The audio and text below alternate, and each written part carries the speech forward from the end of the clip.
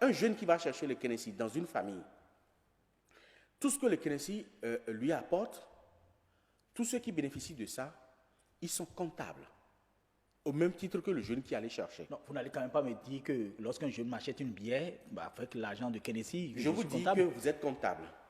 Ah, mais là, ça devient plus sérieux parce que... Je vous dis que vous êtes comptable et plus le jeune qui allait chercher, le sang qu'il porte, le sang que ce jeune-là porte, tous ceux qui sont liés à ce sang,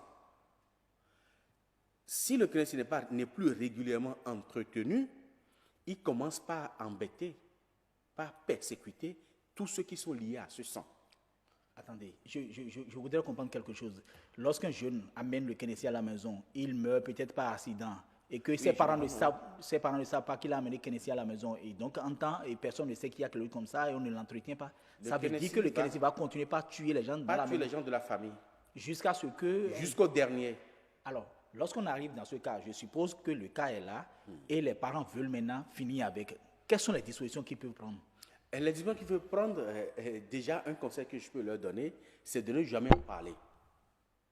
Parce qu'à partir du moment où vous dites que vous allez vous débarrasser de ce Kennedy, il commence par vous tuer au jour le jour, jusqu'à ce que vous n'arriviez jamais à vous débarrasser de lui. Parce que vous savez, le Kennedy n'est pas un égrégore. Contrairement à ce que beaucoup disent, le Kennedy n'est pas un égrégore. L'égrégore, c'est quoi? Un égrégore, c'est un champ magnétique qui relie deux mondes. Le monde des vivants et le monde des morts. Par groupe.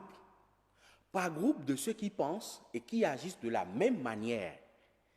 Qui ont été, qui ne sont plus, mais d'autres qui sont encore vivants. C'est-à-dire que, quand je prends une religion par exemple, ceux qui ont milité pour la cause d'une religion donnée et qui sont morts, ils constituent un ensemble d'égrégores qu'on appelle égrégores invisibles.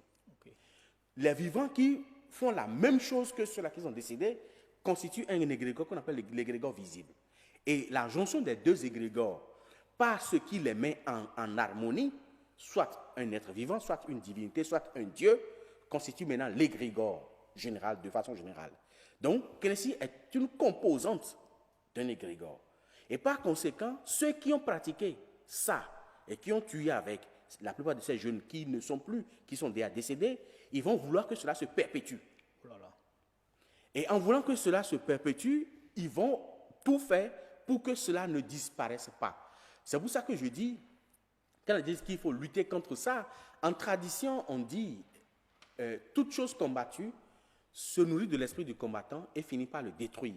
Donc, en cherchant à finir avec cette prolifération, il faut aller avec tact et avec professionnalisme. Sinon, on va encore créer plus de problèmes. Ce serait même un carnage.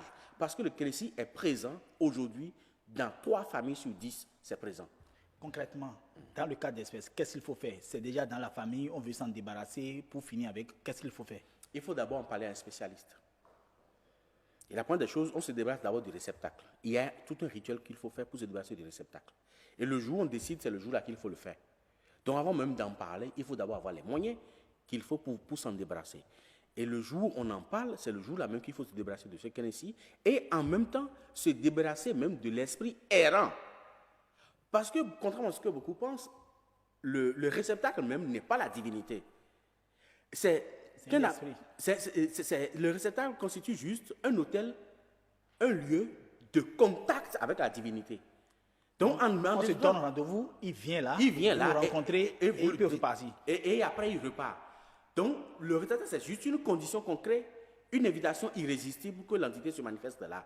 Mais après, l'entité n'est pas là. Donc, même si vous détruisez le réceptacle, vous ne détruisez pas l'entité. L'entité va revenir après, au pas du réceptacle. Mais si l'entité ne retrouve pas le réceptacle, l'entité devient encore plus furieuse. Donc, en détruisant le réceptacle, on appelle l'entité et on les conduit en même temps que le réceptacle. Ça doit coûter cher aussi. Ça doit être... Évidemment, vous savez, ça ne c'est pas sans conséquence. Parce que celui qui va le faire, il va vouloir se protéger. Mais c'est vous qui allez assurer sa protection sur le plan invisible. Il va protéger sa famille avant de le faire.